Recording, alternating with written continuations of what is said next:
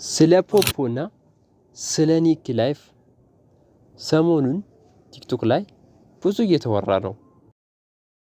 ስለ እነዚህ አፕሊኬሽኖች ጀርባ ከኋላቸው ምን አለ? የሚገርማችሁ ነገር ምንም የለም።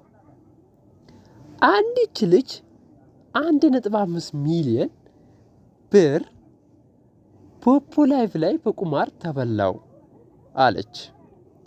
ያቺ ልጅ 1.5 ሚሊዮን ካላት ፖፖ ላይቭ ላይ ምን ትሰራለች? ቁማር ወይስ ምን አጫወታት?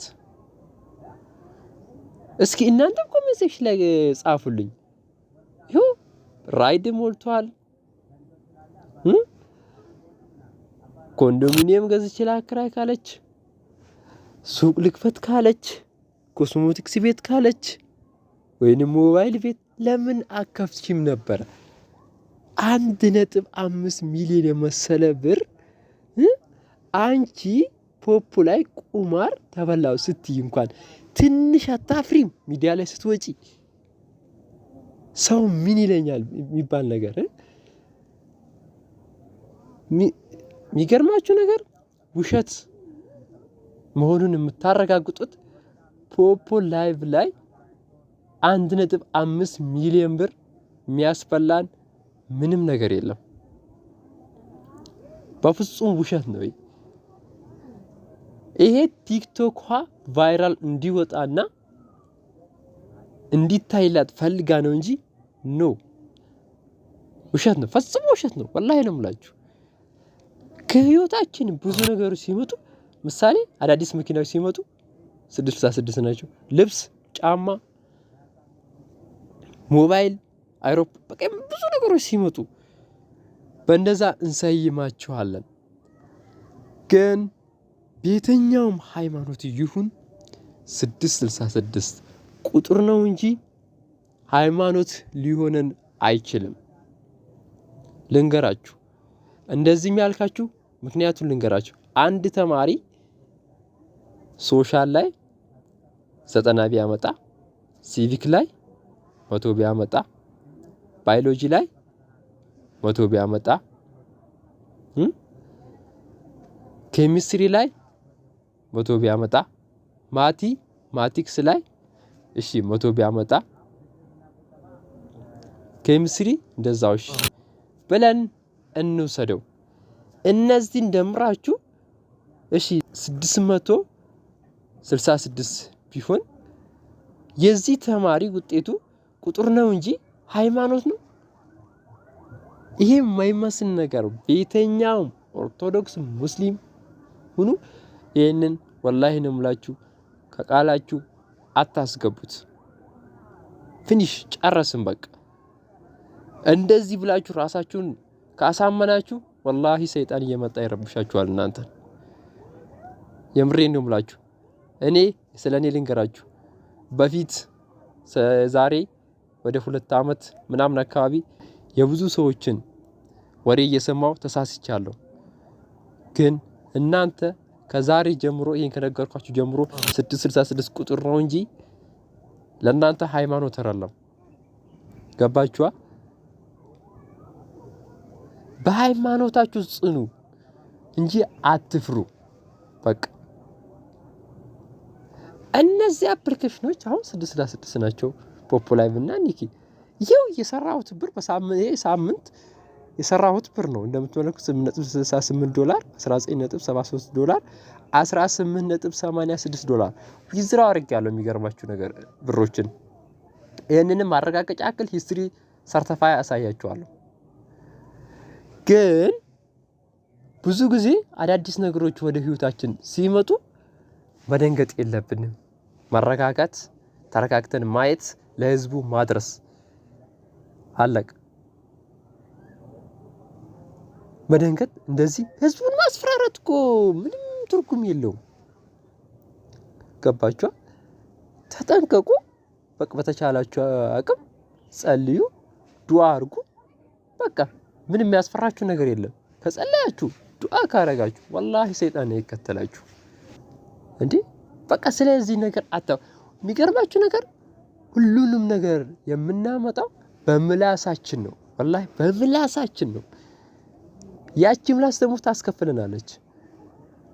አፋችን እንዝጋ እስኪ በቃ። እነዚህ አፕሊኬሽኖች ኢትዮጵያዊነትን የሚገልጹ እንጂ ማይገልጹ አይደሉም። ቲክቶክ ብዙ ነገር የሚደረግበት ነው። አይታችሁ ከሆነ ማለት ነው ላይቭ ላይ ማይደረግ ነገር የለም። ስድብ፣ ፖለቲካ፣ ሀገር ማካጨት፣ ምን ማካጨት ነው። ግን ወደ እነዚህ ፕላትፎርሞች አፕሊኬሽኖች ስንመጣስ ኢትዮጵያዊነትን ነው የሚገልጸው ስራ ብቻ። ለዛም ነው የተጠሉ ያሉት እነዚህ አፕሊኬሽኖች። ምክንያቱም ታዋቂ ቲክቶከሮች ምንድነው እይታና ኮይን ጊፍት አጡ። ለዚህም ነው አይታችሁ ከሆነ ዩቲዩብ ላይ ጸጉራቸውን ምን እየተመለጡ ምን እያሉ ቪው ለማግኘት ማለት ነው። ገባችኋ?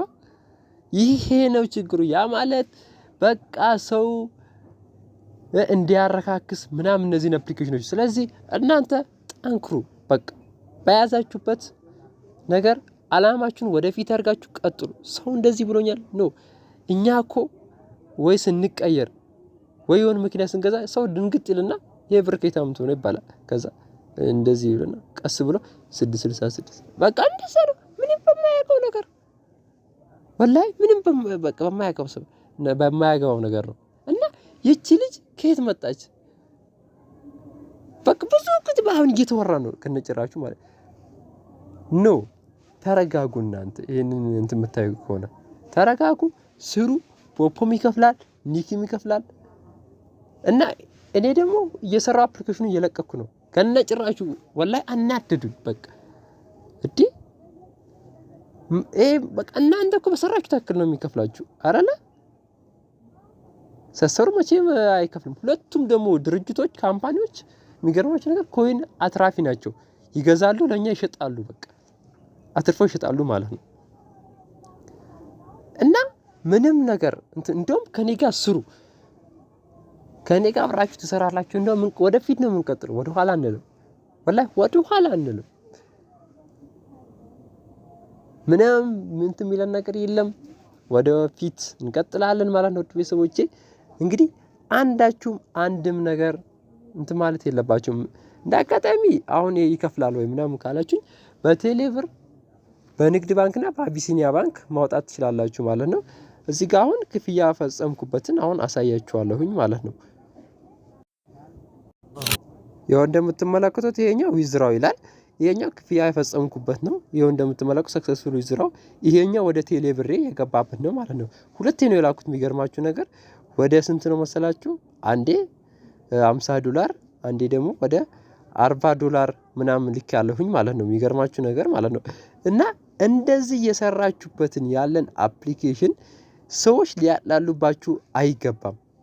እናንተ ጠንክራችሁ መያዝ ነው ያለባችሁ ማለት ነው። እዚህ አፕሊኬሽን ላይ ማንም ምንም ስለናንተ አያገባም። እዚህ ጋር ማንም ምንም አወራ አትስሙት። እንደምትመለከቱት ይኸውና አንዱ ዊዝድራው እንደምትመለከቱት ይኸው በዚህ መልኩ ክፍያዬን ፈጽሜ ያለሁኝ ማለት ነው። ገባችሁ አይደለ? ይኸው እንደምትመለከቱት እዚህ ጋር አሁን $8.76 አለኝ ማለት ነው።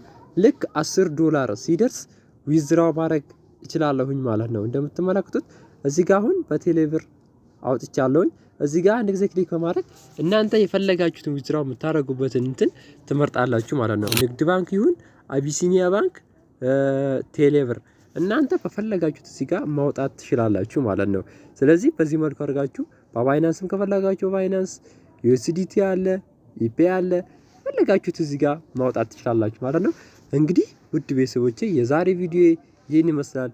በሌላ በምርጥ ቪዲዮ እስከምንገናኝ ጉድ ባይ ባይ። ላይክ፣ ሼር፣ ሰብስክራይብ መደረግ እንዳይረሳ። ፒስ። ይመቻችሁ። እንገናኛለን በሌላ ቪዲዮ። ባይ ባይ።